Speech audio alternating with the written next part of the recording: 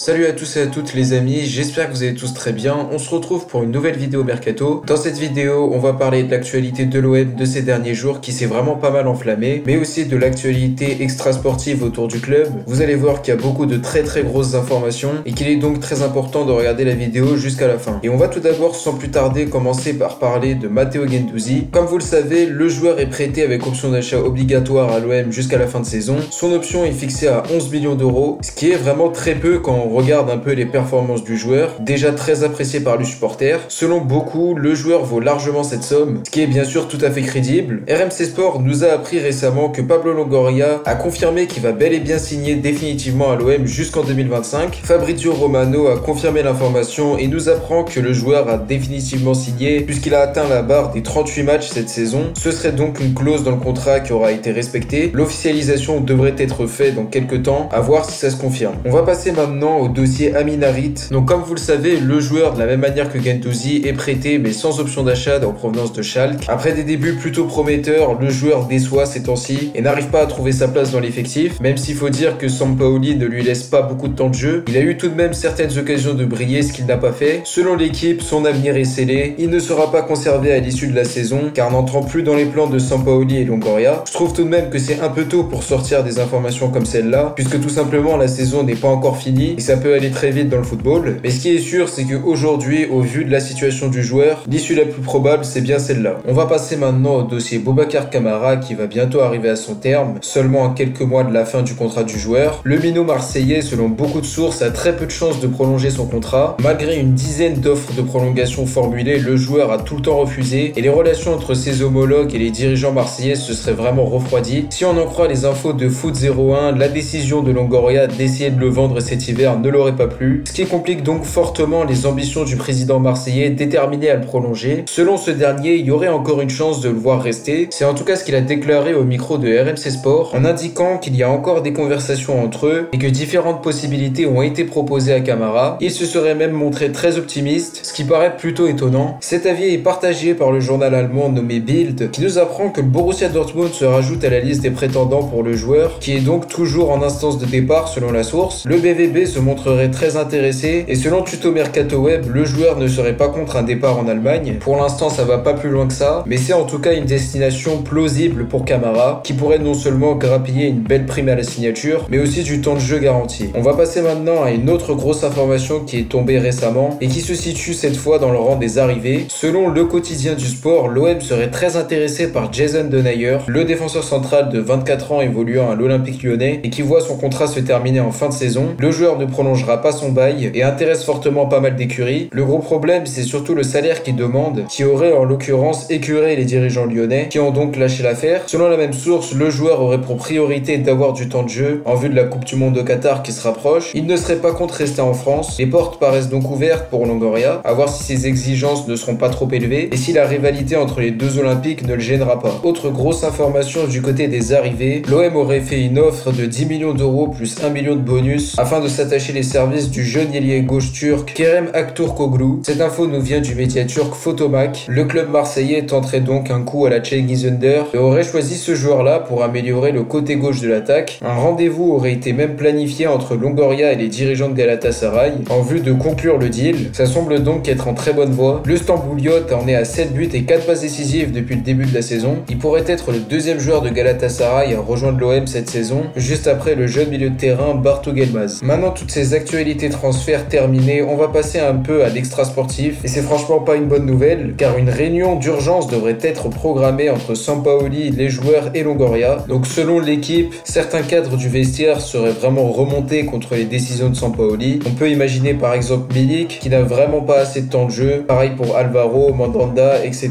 Le coach argentin ne semble plus faire l'unanimité au sein du vestiaire, mais il est aussi victime de grosses critiques sur les réseaux. Le jeu qu'il propose est bien loin de ce qu'il nous a montré en début de saison et ne charme plus du tout les supporters. Longoria lui-même l'a dit, il faut absolument récupérer notre identité et se montrer beaucoup plus dangereux offensivement. Bref, des questions se posent autour de la fiabilité tactique de Sampaoli, à voir si cette réunion a vraiment lieu et si elle porte ses fruits. Donc voilà les amis, c'est déjà la fin de cette vidéo. N'hésitez pas à me dire si elle vous a plu. Donnez-moi votre avis en commentaire sur les différentes pistes qu'on a évoquées. Donnez-moi votre avis par exemple aussi sur le dossier de Denayer ou même sur le dossier Kamara. Bref, on se retrouve très vite pour une nouvelle vidéo. D'ici là, prenez soin de vous. c'était Kalash. Ciao à tous.